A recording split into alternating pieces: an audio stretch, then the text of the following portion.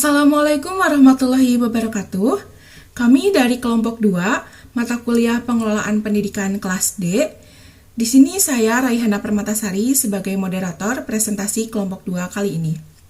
Di sini kami akan menyampaikan materi mengenai pengelolaan satuan pendidikan yang meliputi fungsi, prinsip-prinsip, dan bidang-bidang pengelolaan satuan pendidikan. Kemudian, konsep pengelolaan kelas yang meliputi kegiatan, masalah-masalah, dan usaha pencegahan masalah di kelas. Presenter pertama akan dibawakan oleh Intan Nabila Humaira dengan NPM 202122146. Presenter kedua akan dibawakan oleh Raihana Permatasari dengan NPM 202122145. Presenter ketiga akan dibawakan oleh Hana Nurhaliza dengan NPM 202122131.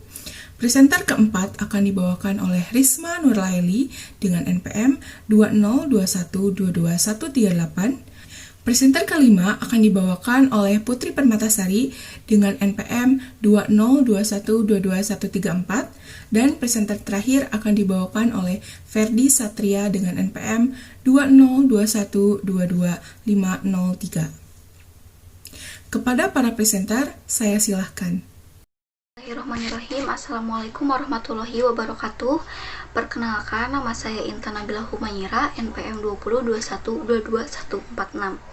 Di sini saya akan menjelaskan tentang fungsi satuan pengelolaan pendidikan, yaitu berfungsi sebagai acuan bagi sekolah dalam mengukur, mengevaluasi, dan merevisi kegiatan-kegiatan yang dianggap perlu. Selain itu, pengelolaan pendidikan bertujuan sebagai upaya sekolah dalam mendukung dan menjabarkan wajib belajar selama 9 tahun. Fungsi-fungsi dalam satuan pengelolaan pendidikan lahir dari fungsi manajemen, yaitu perencanaan, perorganisasian, pelaksanaan, dan pengawasan yang bertujuan untuk melaksanakan kegiatan agar suatu tujuan tercapai dengan efektif dan efisien.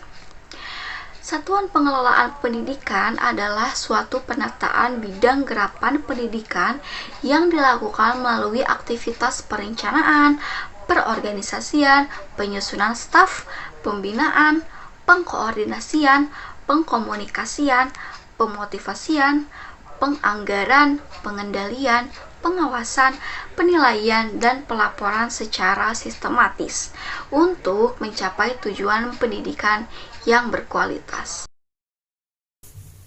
Perkenalkan, nama saya Raihana Permatasari dengan NPM 202122145.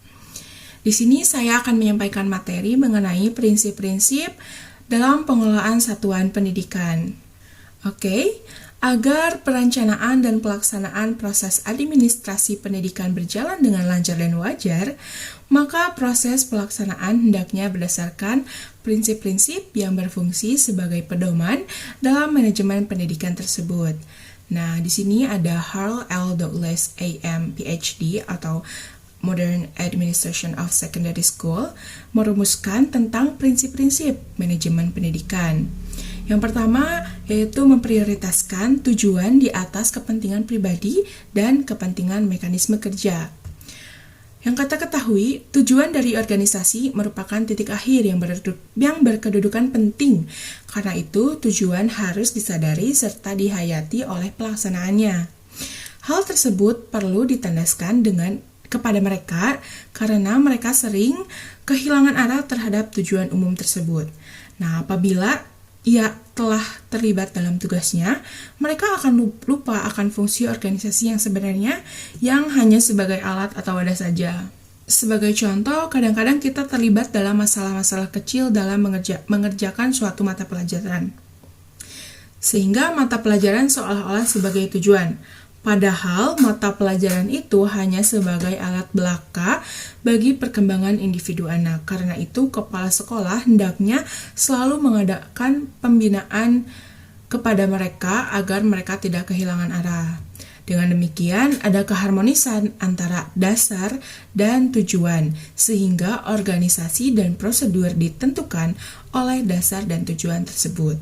Karena itu pula, perumusan tentang tujuan operasional kurikuler dan tujuan mata pelajaran atau situasional haruslah dirumuskan dengan seksama agar tidak menyimpang dari tujuan sekolah itu sendiri. Yang kedua ada mengkoordinasi wewenang dan tanggung jawab. Kalau orang ingin melihat hasil tanggung jawab seseorang terhadap pekerjaannya, maka ia harus diberi wewenang dan kesempatan yang sesuai dengan tanggung jawab yang diberikan dalam tempat pekerjaannya tersebut.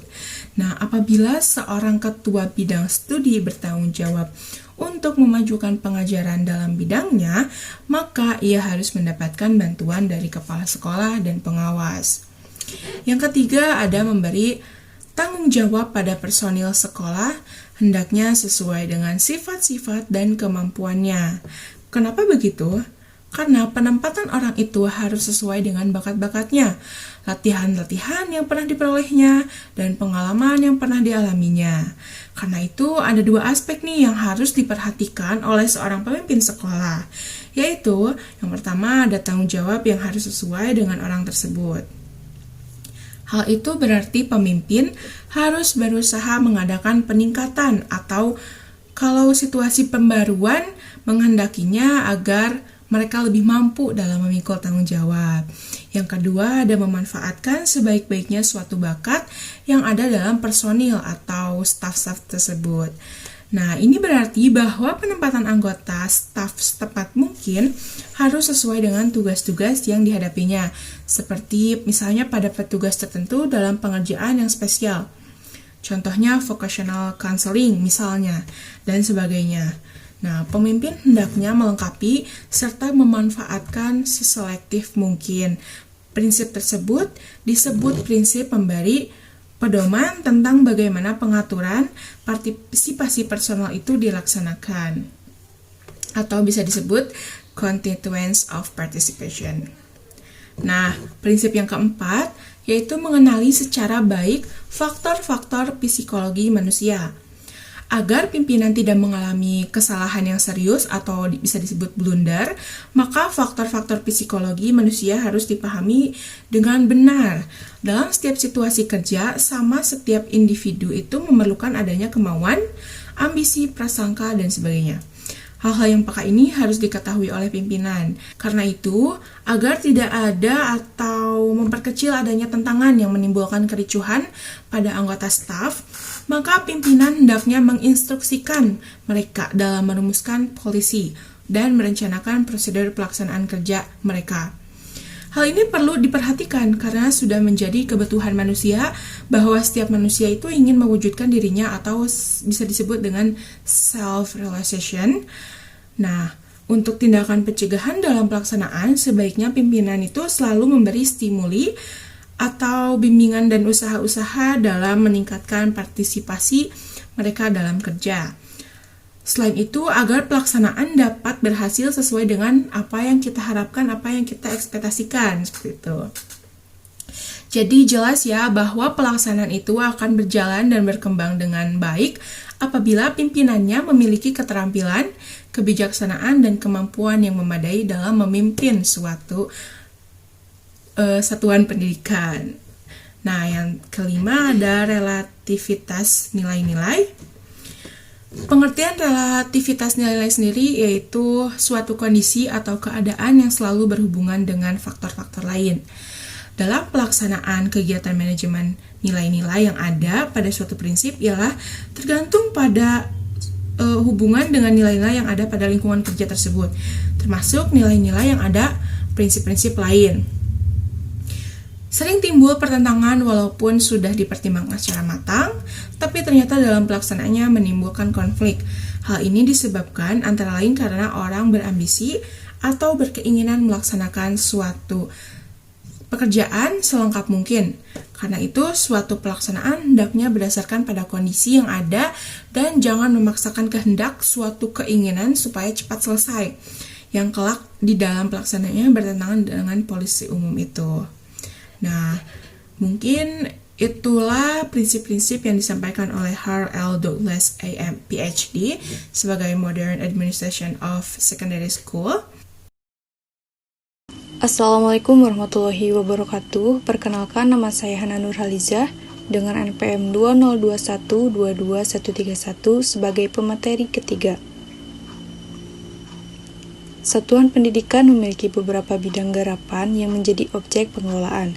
Bidang-bidang garapan tersebut yaitu 1. Manajemen kurikulum. Merupakan suatu sistem pengelolaan kurikulum yang dibuat secara kooperatif, komprehensif, sistemik, dan juga sistematik sebagai salah satu cara untuk mencapai suatu tujuan kurikulum, yang berarti kurikulum harus berjenjang sesuai dengan masanya dan berorientasi semakin maju. 2. Manajemen kesiswaan merupakan suatu penataan atau pengaturan segala aspek aktivitas yang berkaitan dengan peserta didik, yaitu dari mulai masuknya peserta didik sampai keluarnya peserta didik tersebut dari suatu sekolah atau suatu lembaga pendidikan. Yang ketiga, manajemen personalia merupakan suatu perencanaan, pengorganisasian, pengarahan, dan pengendalian atas pengadaan tenaga kerja, pengembangan, kompensasi, integrasi, pemeliharaan, dan pemutusan hubungan kerja dengan sumber daya manusia untuk mencapai sasaran perorangan, organisasi, dan masyarakat. Yang keempat, manajemen sarana dan prasarana pendidikan, yaitu proses kerjasama pendayagunaan semua sarana dan prasarana pendidikan yang dimiliki oleh sekolah secara efektif dan efisien.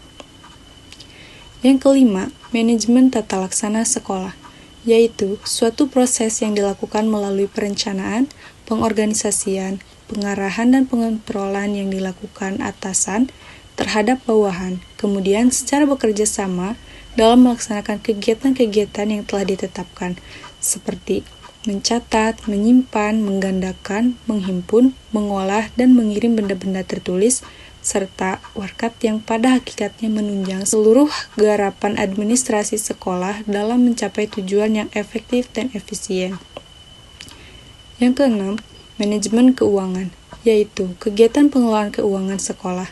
Kegiatan tersebut meliputi perencanaan anggaran, pengorganisasian, pembukuan, pelaksanaan atau pembelanjaan, pengawasan, dan terakhir pertanggungjawaban. Yang ketujuh, pengorganisasian sekolah, yaitu kegiatan pembentukan atau pembagian pekerjaan, wewenang maupun tanggung jawab antara satu orang dengan orang lain pada personal yang bekerja di sekolah untuk mencapai tujuan sekolah secara efektif dan efisien. Mengatur jabatan-jabatan dalam susunan organisasi sekolah meliputi kepala sekolah, wakil kepala sekolah, tata usaha, kurikulum, kesiswaan, sarana prasarana, serta humas. Yang kedelapan, hubungan sekolah dengan masyarakat atau humas, yaitu mengatur dan mengelola seluruh aktivitas yang berkaitan dengan eksternal sekolah, baik komite, dinas terkait, atau lembaga-lembaga lainnya. Di samping kedelapan bidang garapan tersebut, ada unsur lain yang terkait erat dan berfungsi untuk mengendalikan dan membina masing-masing atau keseluruhan bidang garapan administrasi sekolah, yaitu supervisi sekolah. Supervisi ialah suatu aktivitas pembinaan yang direncanakan untuk membantu para guru dan pegawai sekolah lainnya dalam melakukan pekerjaan mereka secara efektif. Supervisi merupakan pengawasan terhadap pelaksanaan kegiatan teknis edukatif di sekolah, bukan sekadar pengawasan fisik terhadap fisik material. Assalamualaikum warahmatullahi wabarakatuh. Perkenalkan, nama saya Risma Nurlaili dengan NPM 202122138. Di sini saya akan menjelaskan tentang konsep pengelolaan kelas, yaitu 1. Kegiatan. Proses pengelolaan kelas penting untuk diketahui oleh siapapun, terutama seorang guru yang mengabdikan dirinya ke dalam dunia pendidikan. Kegiatan manajemen atau pengelolaan kelas dapat diartikan sebagai kemampuan guru atau wali kelas dalam mendayagunakan potensi kelas berupa pemberian kesempatan yang seluas-luasnya pada setiap personal untuk melakukan kegiatan-kegiatan yang kreatif dan terarah, sehingga waktu dan dana yang tersedia dapat dimanfaatkan secara efisien untuk melakukan kegiatan-kegiatan kelas yang berkaitan dengan kurikulum dan perkembangan siswa. Minimal 3 dimensi penting di dalam konsep pengelolaan. Dimensi yang pertama, dalam pengelolaan terjadi kegiatan yang dilakukan oleh seseorang pengelola atau pemimpin, kepala, komandan, dan sebagainya. Dimensi ini menunjukkan betapa pentingnya kemampuan dan keterampilan khusus yang perlu dimiliki oleh pengelola untuk melakukan hubungan kemanusiaan dan untuk mempengaruhi orang lain, baik melalui hubungan perorangan maupun melalui hubungan kelompok. Dimensi kedua menunjukkan bahwa kegiatan yang dilakukan bersama dan melalui orang lain itu mempunyai tujuan yang hendak dicapai.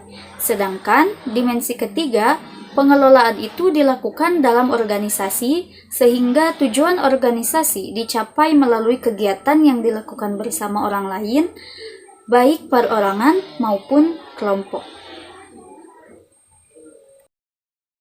Assalamualaikum warahmatullahi wabarakatuh. Nama saya Putri Permatasari dengan NPM 2021221134. Di sini saya akan menjelaskan tentang masalah konsep pengelolaan kelas. Menurut Muhammad Azhar, ada dua jenis masalah pengelolaan kelas, yakni yang bersifat perorangan dan yang bersifat kelompok. Yang pertama, ada masalah perorangan. Jika seorang individu gagal mengembangkan rasa memiliki dan rasa harga dirinya, maka ia akan bertingkah laku menyimpang. Penyimpangan yang biasanya terjadi di kelas ada 4 macam, yakni mencari kekuasaan, menuntut balas, menarik perhatian, dan memperlihatkan ketidakmampuan. Teknik sederhana untuk mengenali adanya masalah-masalah tersebut adalah sebagai berikut. Yang pertama, jika seorang guru merasa terganggu atau bosan dengan tingkah laku seorang siswa, pertanda siswa tersebut mengalami masalah mencari perhatian. Yang kedua, jika seorang guru merasa terancam atau merasa dikalahkan, merupakan pertanda bahwa siswa yang bersangkutan mengalami masalah mencari kekuasaan. Yang ketiga, jika guru merasa disakiti, bahkan amat sakit, merupakan pertanda bahwa siswa yang bersangkutan mengalami masalah menuntut balas. Dan yang keempat, jika seorang guru merasa telah tidak mampu menolong lagi, pertanda bahwa siswa yang bersangkutan mengalami masalah ketidakmampuan. Dan yang kedua, masalah kelompok. Ada 7 masalah kelompok dalam hubungannya dengan pengelolaan kelas, yakni yang pertama, kekurang kompakan, yang kedua, kurang mampuan mengikuti aturan kelompok, yang ketiga, reaksi negatif terhadap sesama anggota kelompok, yang keempat, penerimaan kelas kelompok atas tingkah laku yang menyimpang, yang kelima, ketergantungan kelompok atau anggota kelompok atas kegiatannya hanya karena hal-hal kecil yang sebenarnya tidak berarti lalu berhenti melakukan kegiatannya. Yang keenam, tidak semangat atau tidak mau bekerja, tingkah laku agresif atau protes, baik hal itu secara terbuka ataupun terselubung. Dan yang terakhir, ketidakmampuan menyesuaikan diri terhadap lingkungan. Sependapat dengan di atas, Ahmad Rohani membagi masalah pengelolaan kelas dalam 2 kategori, yaitu masalah individu dan masalah kelompok. Rudolf Dreikurs dan Verkessel membedakan 4 kelompok masalah pengelolaan kelas individual yang didasarkan asumsi bahwa semua tingkah laku individu merupakan upaya pencapaian tujuan pemenuhan keputusan untuk diterima kelompok dan kebutuhan untuk mencapai harga diri. Perbuatan-perbuatan untuk mencapai tujuan dengan cara yang asosial inilah digolongkan sebagai berikut.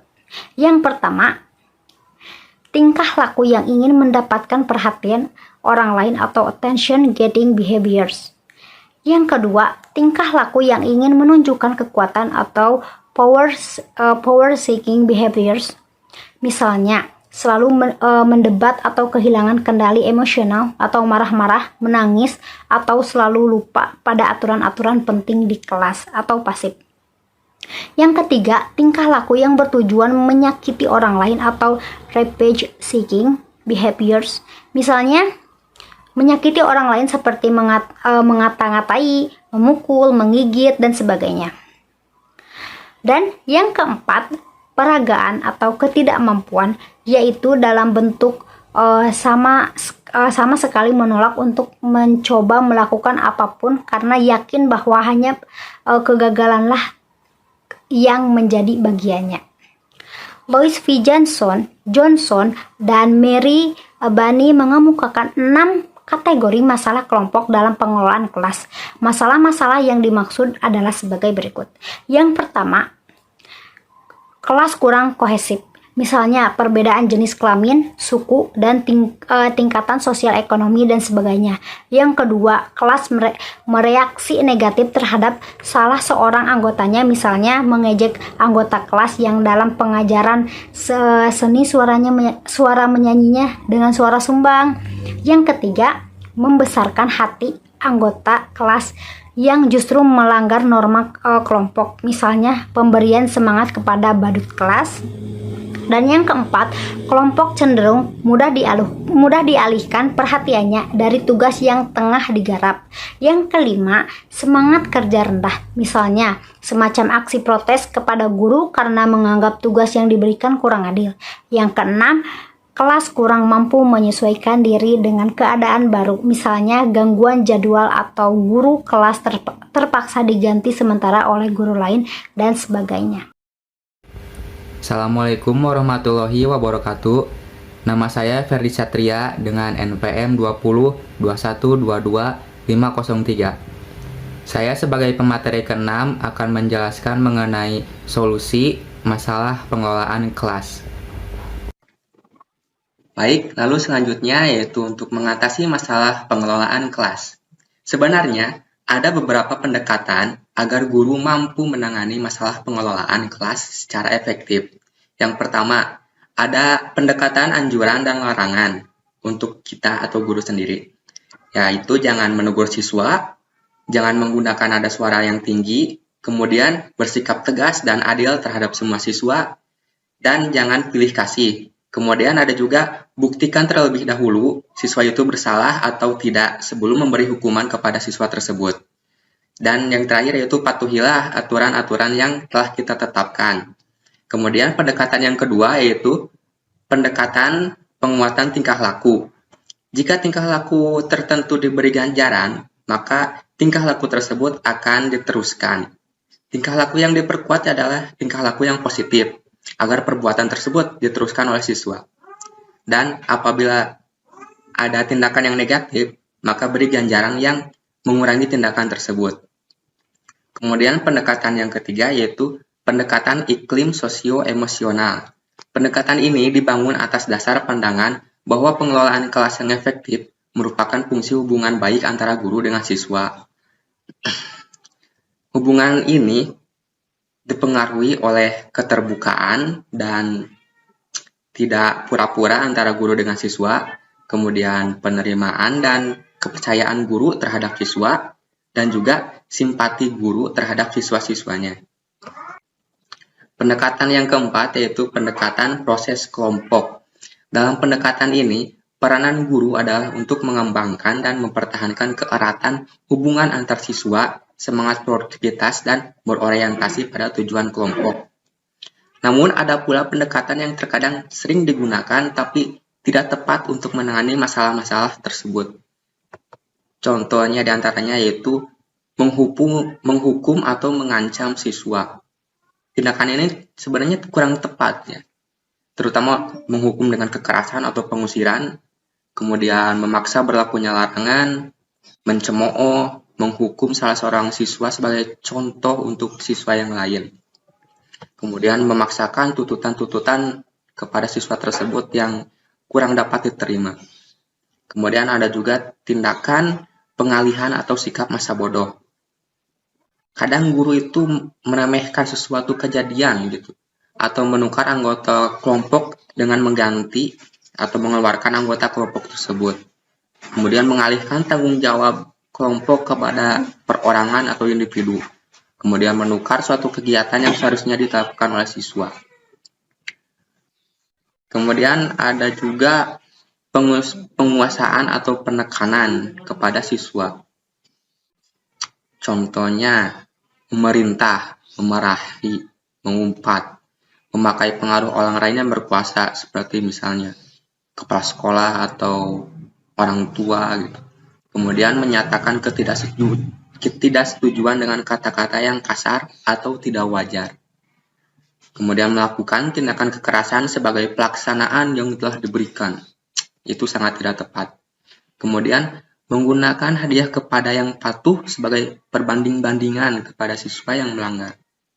Dan juga mendelegasikan wewenang kepada siswa untuk memaksakan penguasaan kelas. Ahmad Rohani berpendapat bahwa dimensi pencegahan dapat merupakan tindakan guru dalam mengatur lingkungan belajar, mengatur peralatan, dan lingkungan sosial emosional. Kondisi dan situasi belajar mengajar, yaitu terdapat 3 kondisi. Yang pertama, kondisi fisik, yaitu ruangan, tempat berlangsungnya proses belajar mengajar, kemudian penempatan tempat duduk, pengaturan cahaya, dan juga pengaturan penyimpanan barang-barang di kelas. Kemudian ada kondisi sosio-emosional, yaitu tipe kepemimpinan guru, suara guru, dan pembinaan raport. Kemudian kondisi yang ketiga yaitu kondisi organisasional, yaitu pergantian pelajaran, guru berhalangnya hadir, atau masalah antara peserta didik, dan upacara bendera, maupun lain-lain. Kemudian ada disiplin dan tata tertib. Yang pertama memahami disiplin, kemudian sumber-sumber pelanggaran disiplin itu apa saja. Ketiga, penanggulangan pelanggaran terhadap disiplin. Untuk pengenalan peserta didik, melakukan tindakan korektif, melakukan tindakan penyembuhan, ataupun yang lain. Kemudian yang terakhir ada tertib ke arah siasat. Baik, sekian materi dari saya. Waktu dan tempat saya kembalikan kepada moderator. Terima kasih kepada para pemateri yang telah menyampaikan materi presentasi kali ini. Saya selaku moderator mohon maaf apabila ada salah pengucapan dalam penyampaian materi. Terima kasih atas segala perhatiannya. Wassalamualaikum warahmatullahi wabarakatuh.